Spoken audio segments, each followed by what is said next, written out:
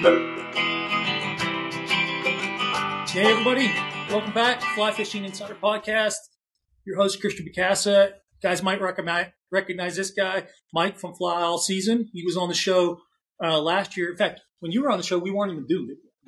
No. So we're back to video here, or we're new to video here on the Fly Fishing Insider Podcast. But Mike's been doing it for a while.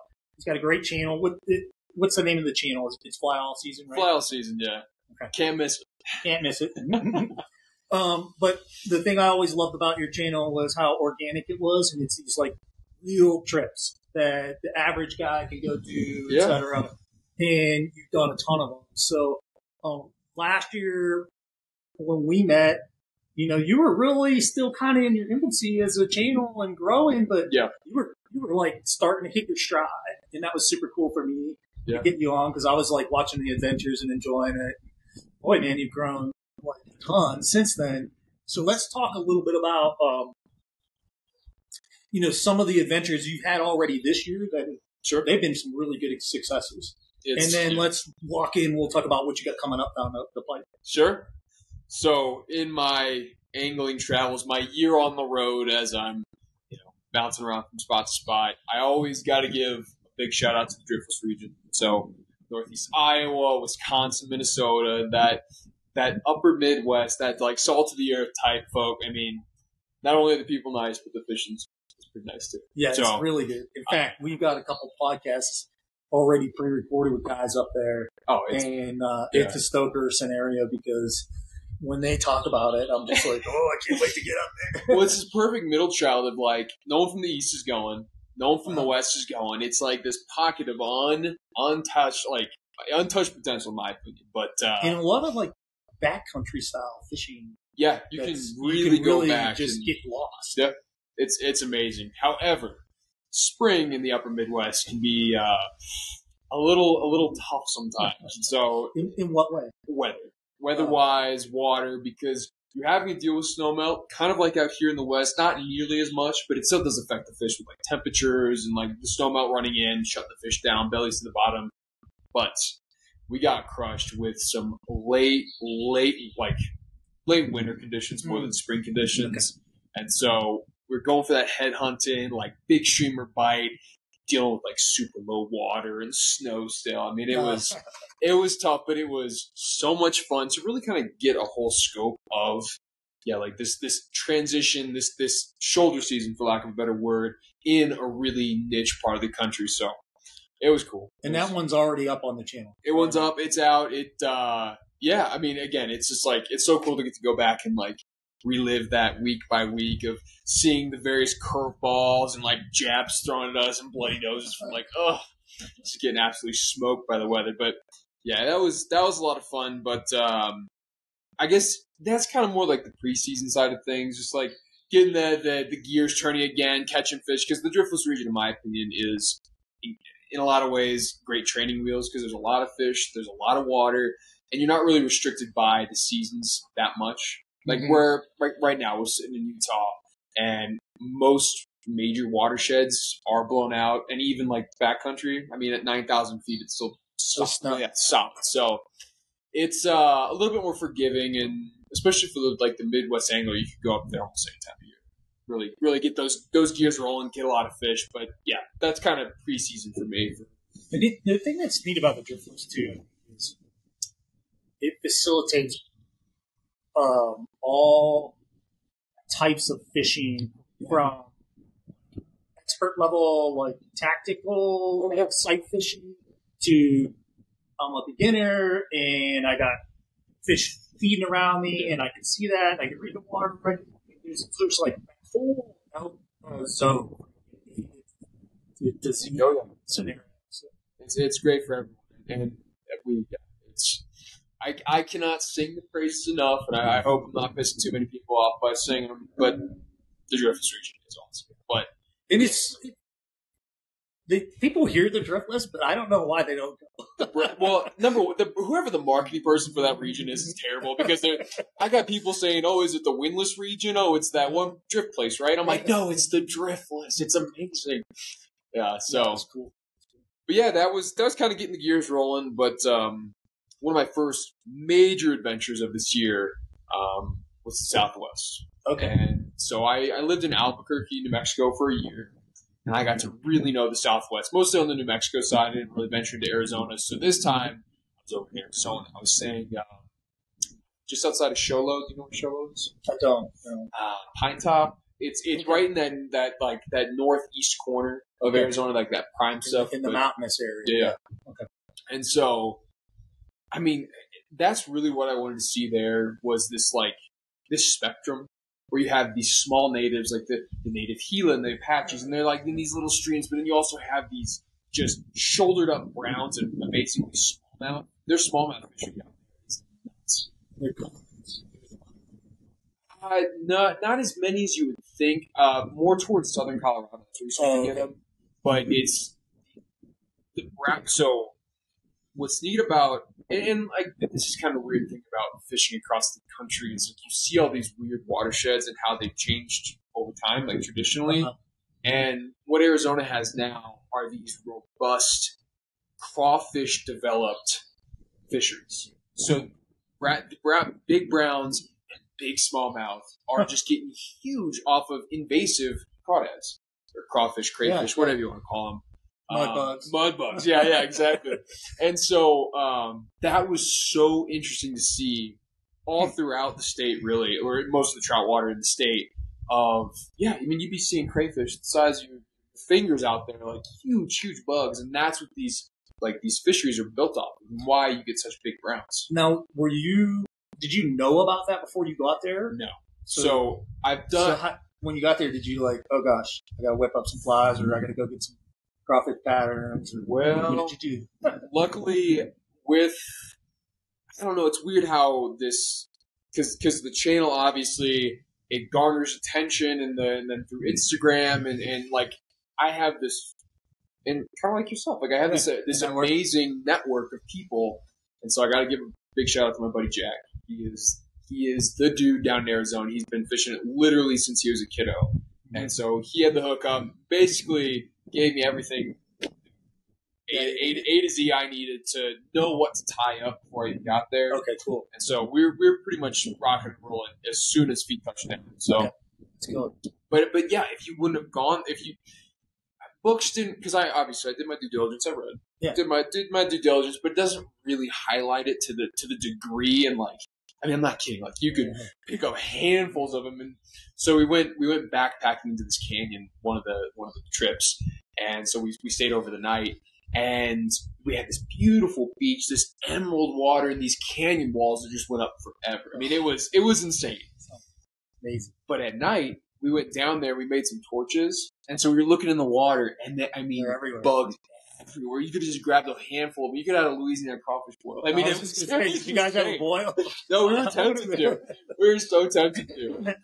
So, on top of seeing all that, actually seeing the fish react on them, because I did find some really big browns, like really big fish, react on big streamers, like looking like these crawfish. So that was super cool. But I guess spinning back to the original point, like my interest was, like the Southwest. I feel like it, much like the Driftless, it gets overlooked because people aren't really. There's just not a lot of water.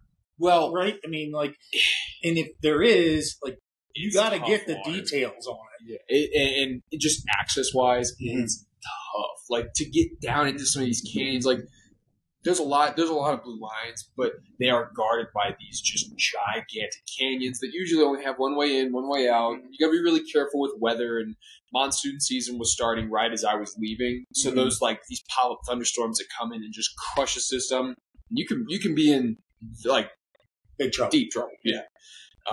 And so it's nothing to mess with. Right. And so I don't know, I really wanted to highlight how you have these small native streams with these beautiful, like, wild Apaches and the wild Gila trout. That's an interesting story that I'm going to dive in because I don't know if I want to get too much in the weeds on that, but there's like a little bit of a conservation like hiccup there. Like the Gila aren't supposed to be there because they were transplants from New Mexico, only because of observation. So you have the Verde River drainage, I believe it's the White or Black River drainage, and then the Gila. And so this random species, the Verde River trout, they used to call it the Verde trout, was extirpated way back in the day. But on visual surveys alone, they're like, oh, it's a Gila trout. So they didn't know what genetics, like actual genetics were. So they restocked them with Gila trout from New Mexico. So like there's this weird, like, you're trying to tell me pure Gila trout were hopping drainages? Yeah. And so that was really cool to like dive into that story and explore and then actually get to hold one of these Gila trout and then also hold one of those Apache trout. And like, I don't know, I geek out about those fishy details. And I don't know. I got a buddy, Anthony, Into the Wild. Yeah, he's. I would like to say I'm afraid like we're Instagram friends. Right. Yeah, he's awesome. a good dude. He's a fishy guy. You gotta be careful fishing with that guy, man. He will run you over for fish. He's like a powder skier, He'll be right over your tips. Oh. Anthony, I'm talking about you, buddy. But he is a fishy dude. And so fishy. He loves to explore. So cool. Well, and that's the thing about the Southwest. If you got that pit in your stomach, you got that gusto.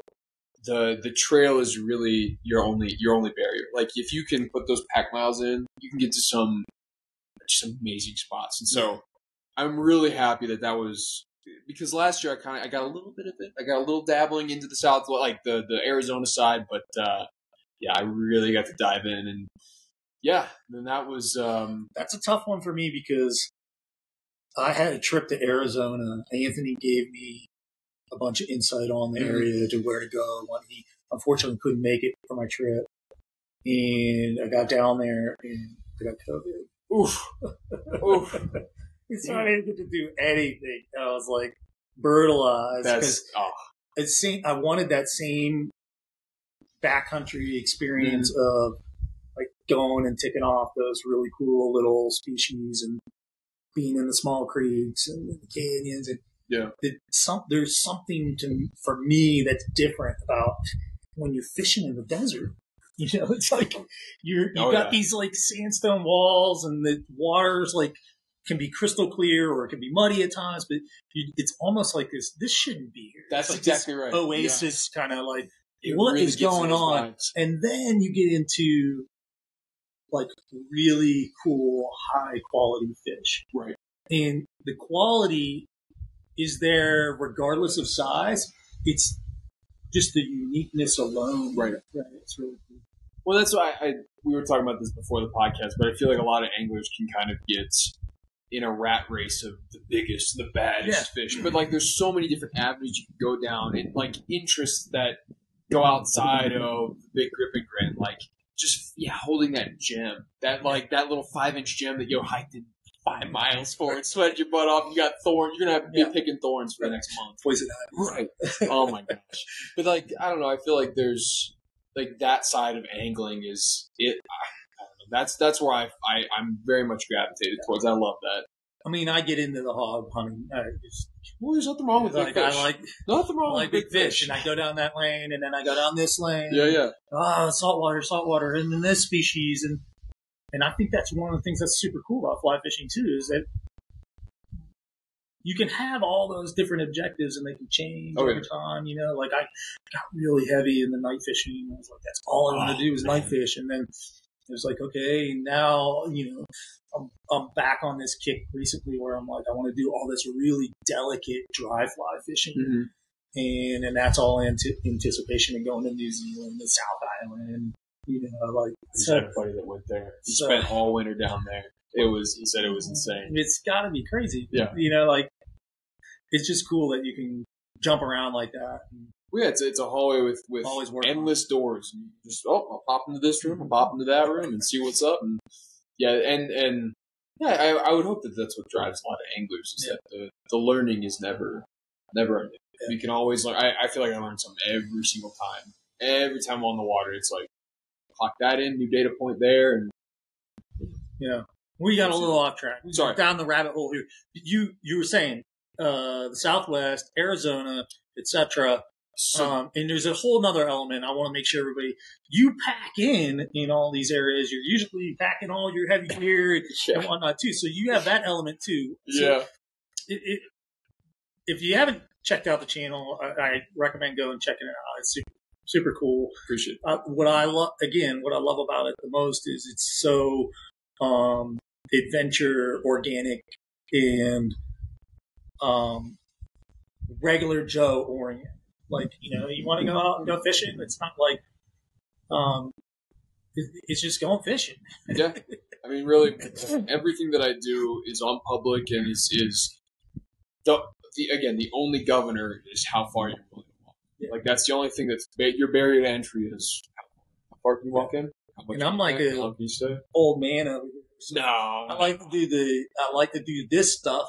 And I'm a little limited with some of my physical things here these days, and then and health issues and whatnot. But then I also love going up to a lodge and being pampered and getting on whatever.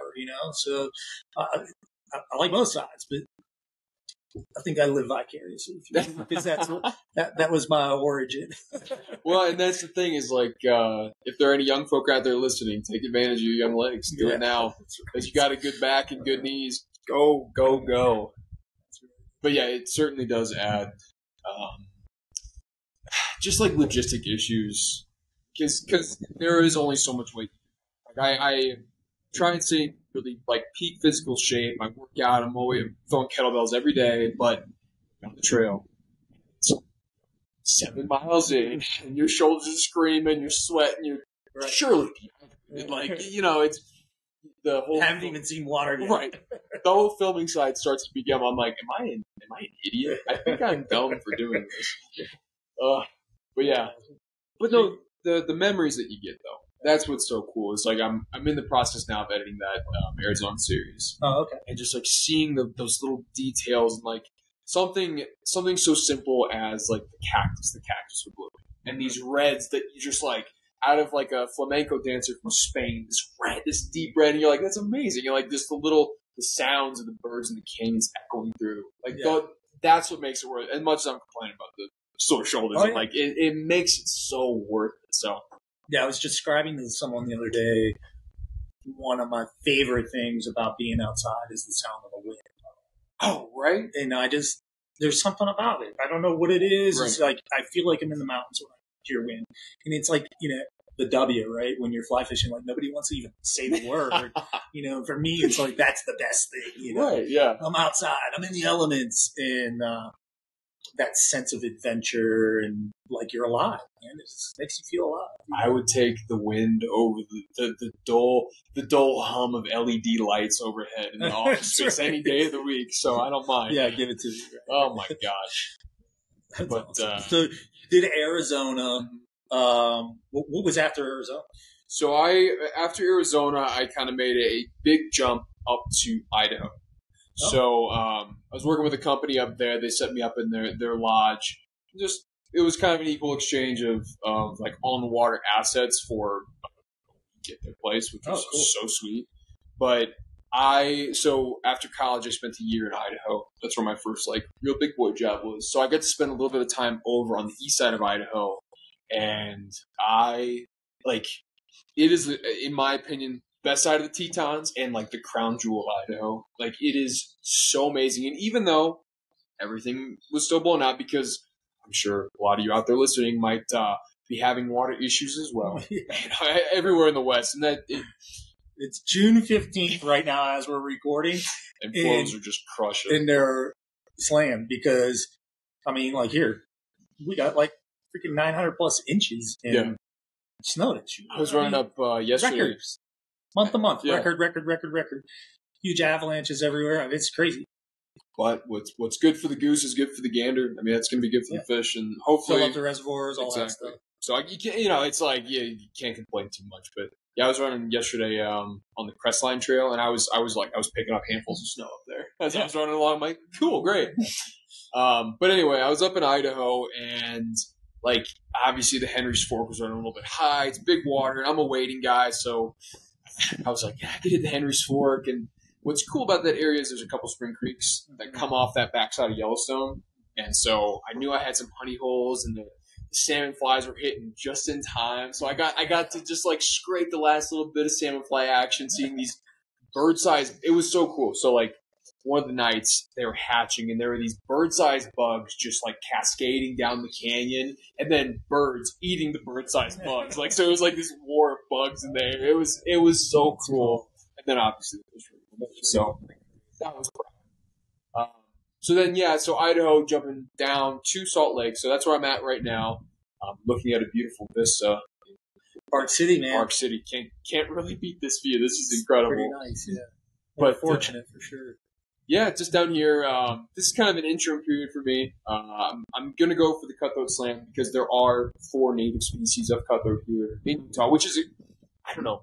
I've never explored Utah much, and I'm sure you can speak on this more. But like, it's like this convergence of so many different drainages and these overlappings of. So you got the Bonnies, the Bears, the Colorados, and the Yellowstones, right? Mm-hmm, mm-hmm. That's so cool. Have you ever done the challenge? I haven't done the challenge myself. Yeah. I've got a lot of buddies that have done it. We've talked about doing it.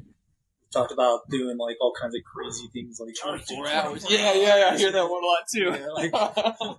Yeah, and then you're like, that's a lot of driving. It's going to be a lot of caffeine and a lot of driving, yeah. Is it worth it? But it's come across my mind of going to do it, and there's so much other stuff that I hadn't explored that I was like, I just wanted to go do this.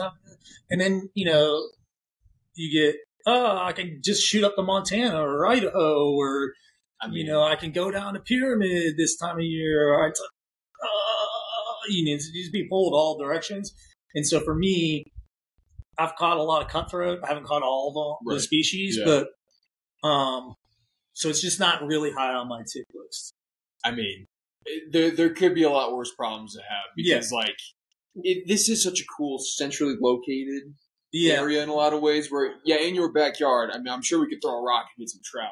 But then also a couple hours, you're in, like I said, the best parts of Idaho, the best parts of Montana, like Wyoming. You're there. Like that's super cool. And for me, the cutthroat thing is like.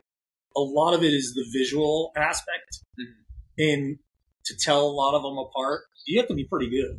Yes, Whereas what's funny to me is more interesting is like the Apache and the Gia, like they look so different, etc. That I don't know, it feels more like a different fish. No, I get that. You know what I mean? Yeah. And so that's actually got a little higher interest for me, and I think it's also because there's a level of convenience that it's kind of here that I probably take for granted. No. It's right down. I'll get to that someday. No, it's right I get here. that. You know? And I bet, like, my brother-in-law or buddy's going to come and tell me, dude, I really want to do the cutthroat challenge while I'm here. And I think I'm kind of waiting for that to happen, too. So, well, all good excuses to go musky fishing. Right, no, exactly. No, I'd be the same. I'm a squirrel when it comes to that kind of stuff. It's always like, here, go there. Yeah. So, but and like, again, like the novelty of it is there for me. So that's why I'm going to try and go for it. Yeah. See if I can't knock that out. I've got 2 weekends to do it. The water's coming down in certain spots. Mm-hmm. It's looking to be a little bit more feasible, at least better than it was a couple weeks ago. Yeah. I got a buddy who's helped me out with it, and he was like, dude, it looks fun. So, it's... I mean, the good thing is you got a little bit of time, right? Yeah. And although a lot of those waters are running high, a lot of those waters are also small stream waters that they'll still eat. Well, fish is going to fish. Yeah, they're going to... Yeah. So... Whereas if you were... going down and fishing the Provo and it's super high water, like those guys they're tempered up to that. They do get, I think, a little more effect from that. Then they'll control the water too at times, and you're like, okay, it could settle up a lot faster. I mean, all those high water techniques, and everybody's staying on the banks, and might not be the style you want to catch them in, but still catching fish. Yeah, but no, it should be good. I'm excited for it. But this is kind of, for lack of a better word, just kind of like a little interim holding period, kind of waiting for the big dance, the big one. So what's the big dance?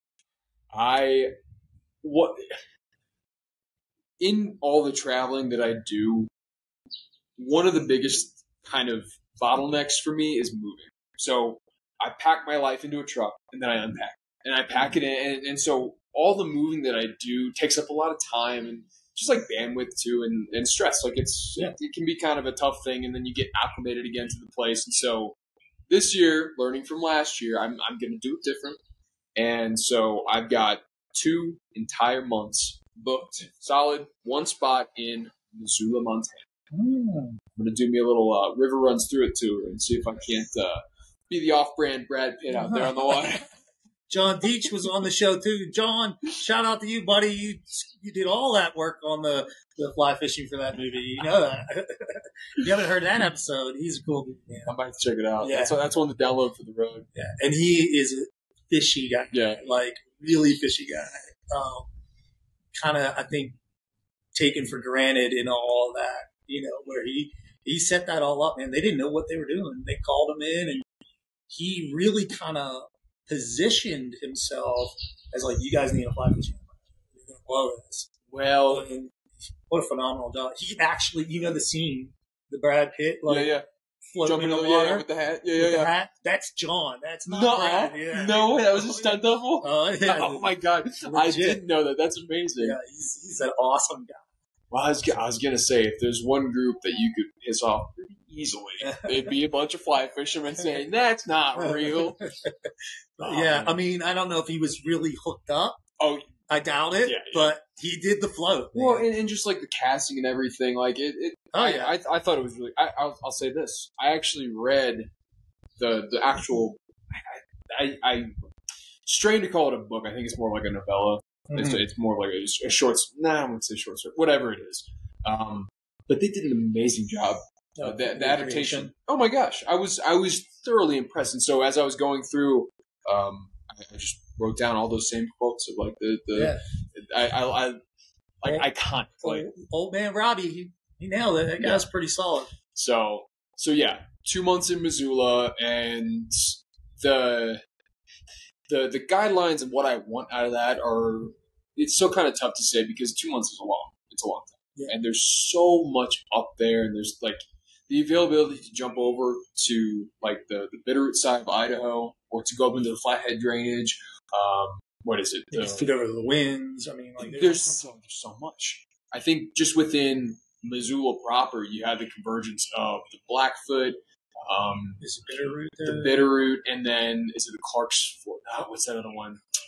There's three major, like, and I'm sure people out there are I can't think of it all off the top of my head.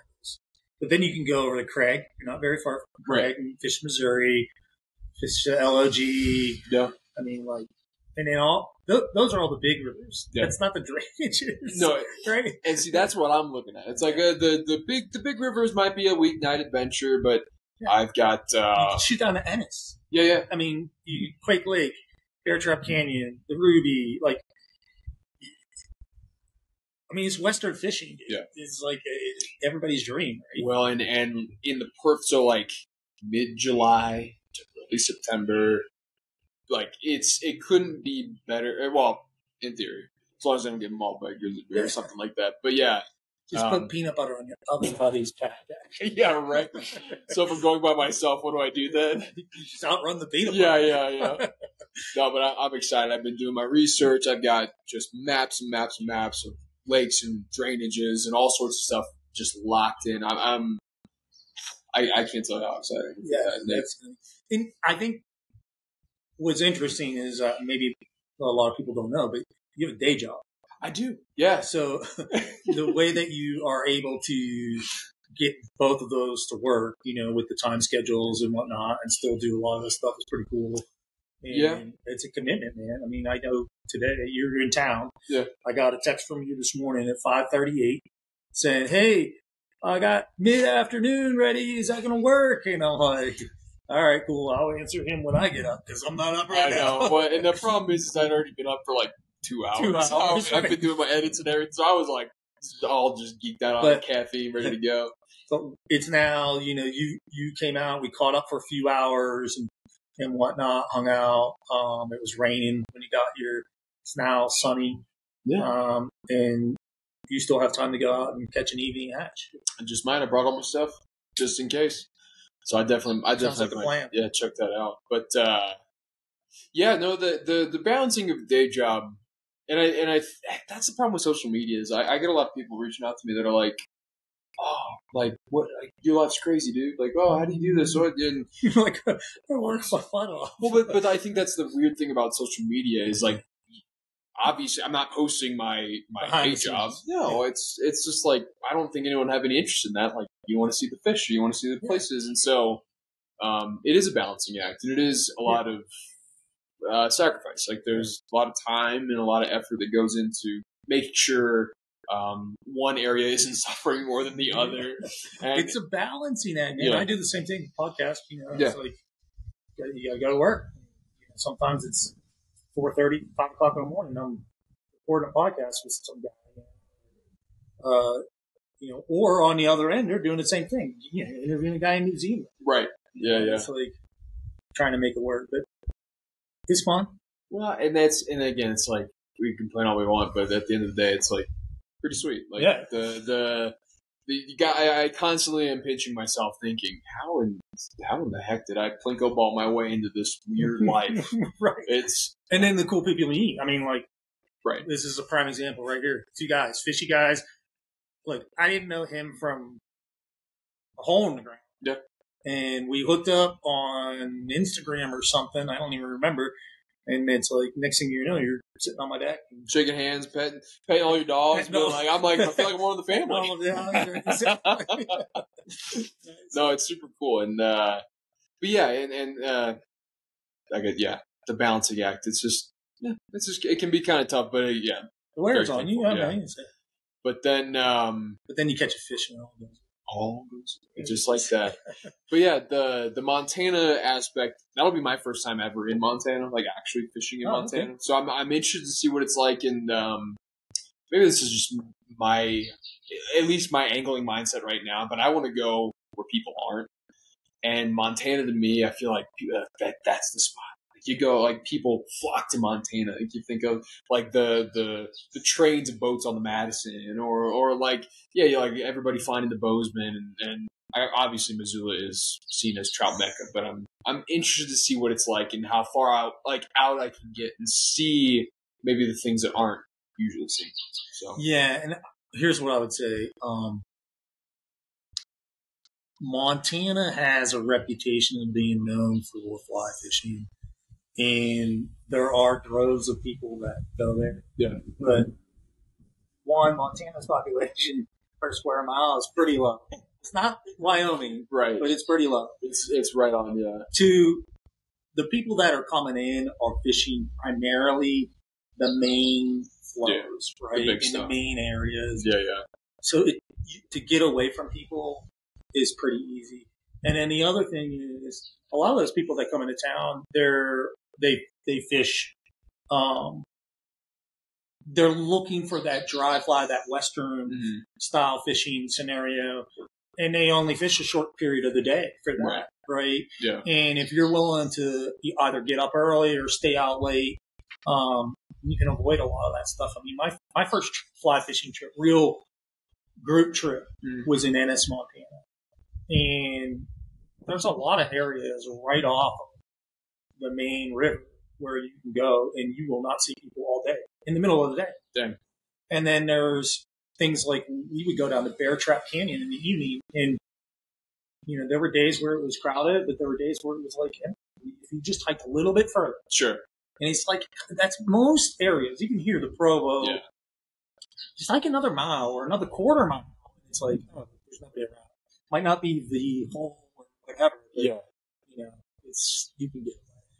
I feel like that's the big but not so big secret of this silly game we play. It's just like, if you can go further, if you're willing to be that next over the hill or around the bend, it's like, no, but the other guy's not going to do it, so just do it. Yeah. So, and the cool thing is there, and in a lot of places, is they're not these like micro creeks where if you're the second guy, it's like it's go over. Home. Yeah, time to go home.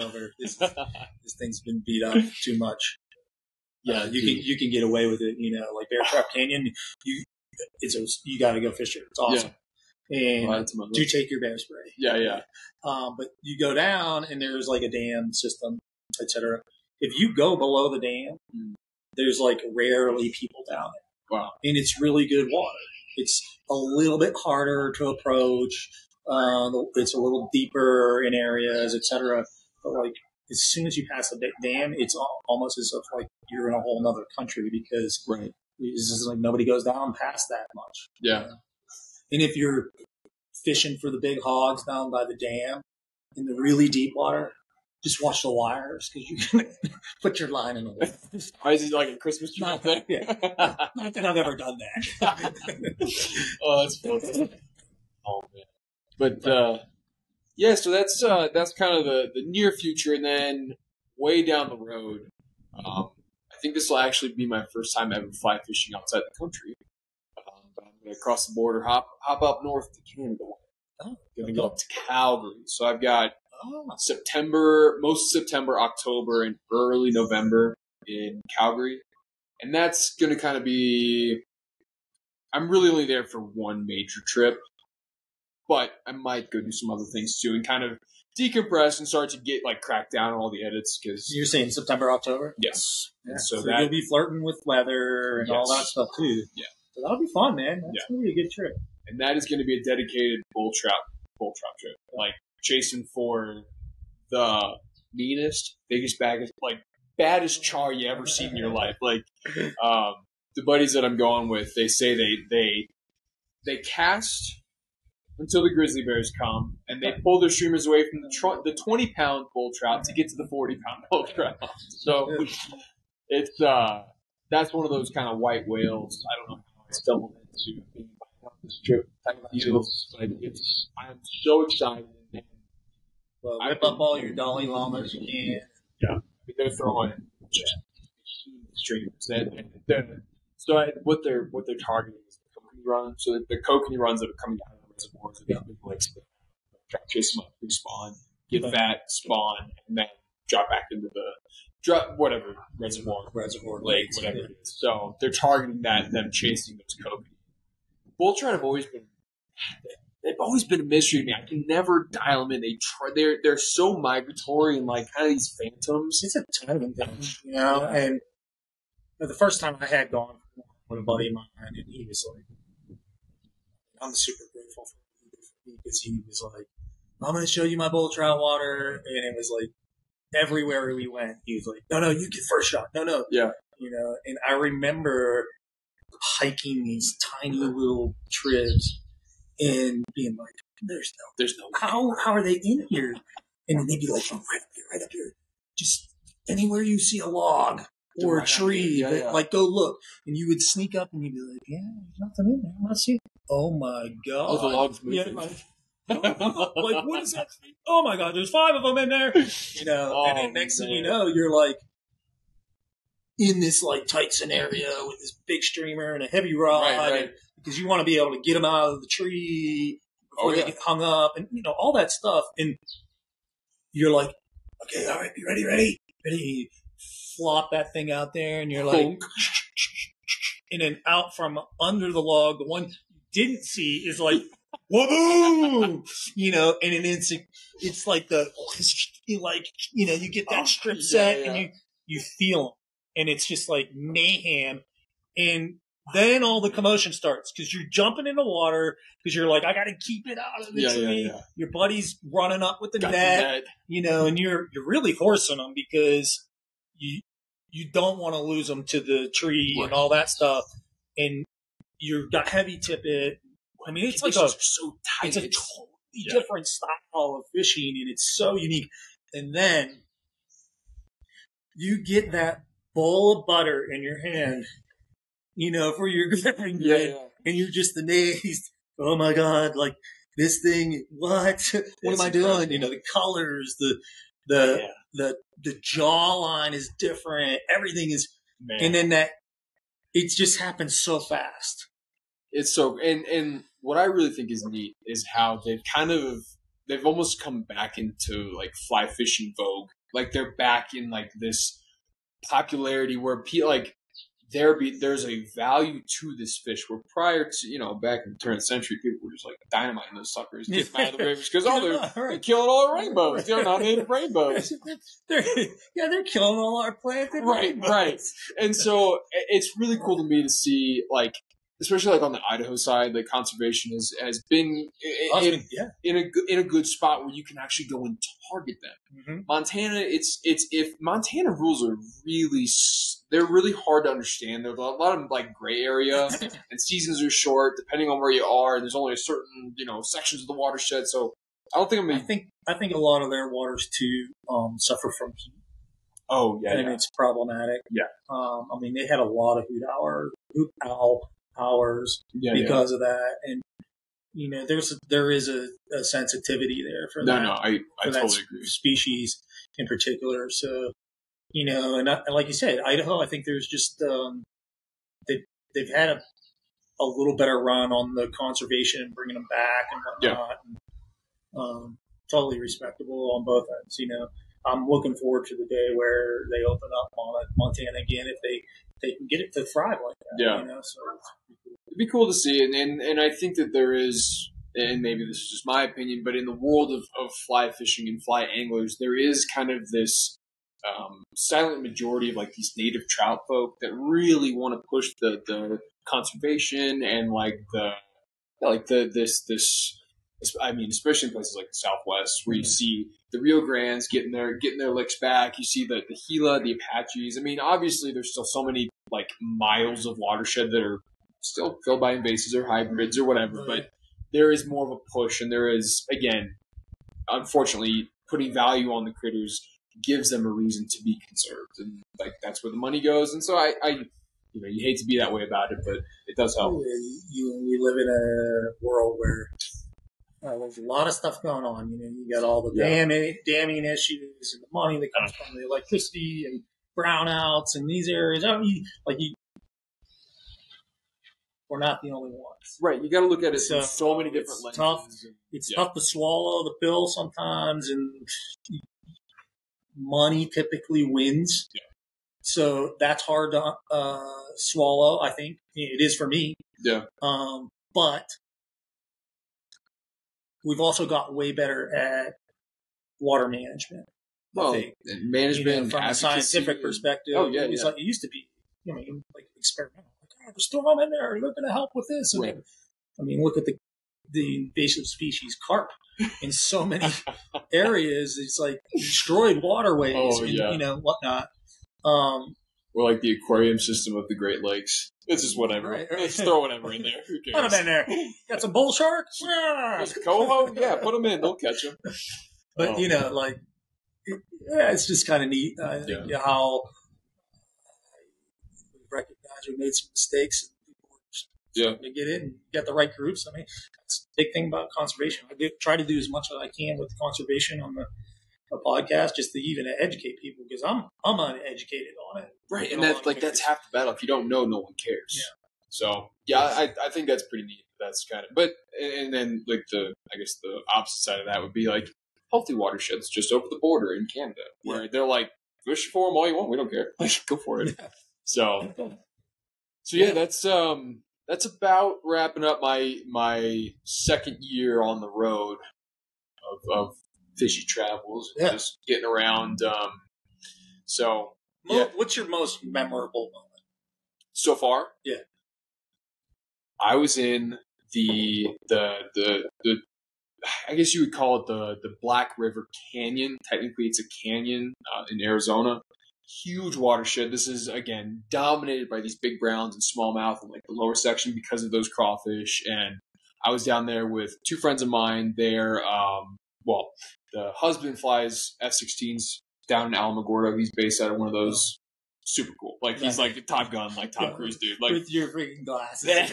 Listen to you. No, I'm telling Tommy over here tells me about Top Gun. Tom's a man, and then Shelby, she's a scientist. She works for, I should say a biologist. She works for I think it's the Apache down there. There's various reservations. Yeah. Okay. And so she's doing water quality for them. But we did a trip down the Black River Canyon, and, 3 anglers maneuvering water can be kind of tough. So we game plan it where we're like, all right, Tom, you take the bottom. Shelby, you take the middle. I'm going to go around, go over the run, go to the top. And so as I was maneuvering my way to the top of this run, canyon wall off to my right, and I'm gearing up, stripping out my big streamer line, getting ready to cast, and I hear something off to my right. rocks moving. I'm like, ooh, I don't like that sound. And so I turn around and I see a mountain lion shooting across my line of vision. And I mean, she was not missing a single day of pull-ups, like just pure muscle killing machine. She shoots across, and I'm like, oh, that's a lot of explicit. I got a lot of bad words. Let's just say. And I turn to Shelby and I'm like, yo, that's a cat. And like echoes through the canyon. And they look over, and as I turn back, she runs back across. So we got to see her twice. And so that was my first cat, and relatively pretty close. Cool, but scary. It's cool. Definitely put some hair on my back. And,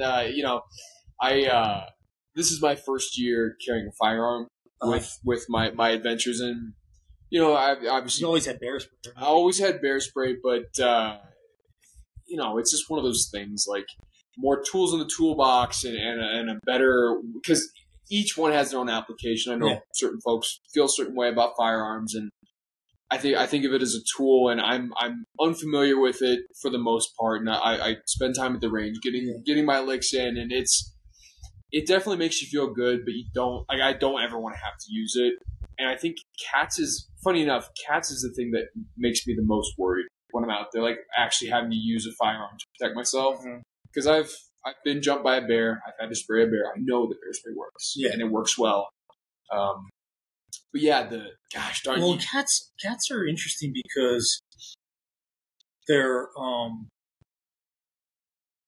unlike a bear. A bear will kind of like show up, and it's almost more known scenario. Whereas like a cat will track you. It'll be looking at you. It'll be looking at you through the underbrush. You'll never even know it's there. Yeah, and oh my gosh. Or I've run into a couple cats.